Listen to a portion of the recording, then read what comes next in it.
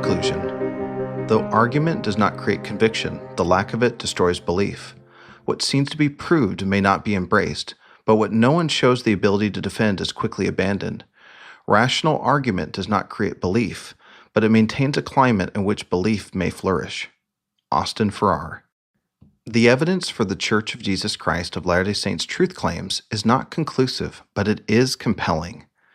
While I cannot prove that the Church is definitively true beyond a reasonable doubt, there is great space for belief. To pretend otherwise is disingenuous. The first time I read the CES letter and started listening to Mormon stories, I felt convinced these were sincere former members of the Church raising genuine concerns.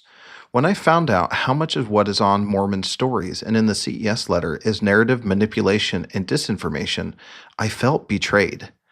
Critics use a series of falsehoods and misleading statements that build in order to draw incorrect conclusions.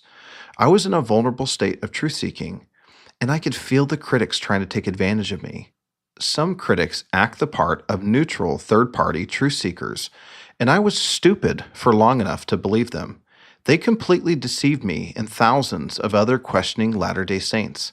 How am I supposed to trust the critics anymore? Jeremy Reynolds cleverly disguises what the CES letter truly is, a collection of anti-Mormon arguments delivered via doubt bombing. I'm sure Jeremy was earnest in his gospel questions at one point, but that man was long gone by the time the letter was published in April 2013. When I tried to leave, the Book of Mormon stumped me. It stumps the critics too. The malicious and sincere critics alike struggled to develop a compelling theory of how it all came into existence. The best they can do is mentally reconstruct some complicated and convoluted scenario of how Joseph Smith created the Book of Mormon. If I believe the critics, I would have to believe that Joseph Smith was a manipulative, horny con man that was so bad at his con that he built the most Christ-centered church and people in the latter days. Usually the theory critics pose is more unbelievable than an angel giving golden plates to Joseph. No skeptic, after desperate attempts for 200 years, has ever given a model that explains the Book of Mormon in a convincing way.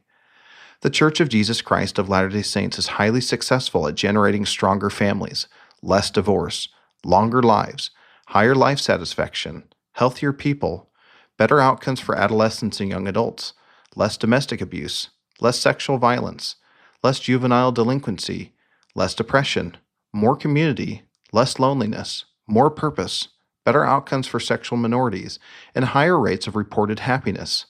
Throw all that away, the critics insist. For what? Satisfy every immediate desire, damned be my wife, kids, community, and my future self? A nihilistic life without meaning? A life without hope? Without Christ? Is that what the critics suggest is the good life? Do they realize how ridiculous that sounds?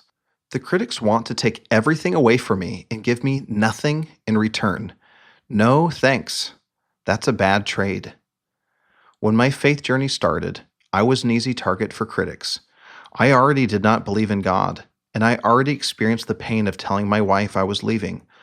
All the critics had to do was show me that there was more light and truth outside the Church of Jesus Christ of Latter-day Saints, and they completely failed. I had way more unanswered questions outside the church than I do inside. My remaining questions are now a part of my faith with new and exciting insights unfolding every day. Being an active member of the Church of Jesus Christ of Latter-day Saints is the best decision of my life. I feel close to God, I feel peace, and I have purpose. The more I learned and understood complex historical issues, modern controversial policies, and God's plan for us, the more answers to questions that once puzzled me became crystal clear. I still do not have all the answers to my gospel questions, and that's okay.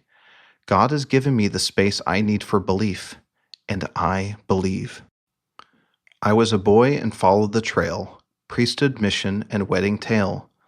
As a man, I sought more light and truth. I looked everywhere for sources of proof. The journey was painful and took some time. There was a mountain of doubt I had to climb. With surprise, I see how far I've come, and I've ended back where I started from. The journey back. Austin Fife.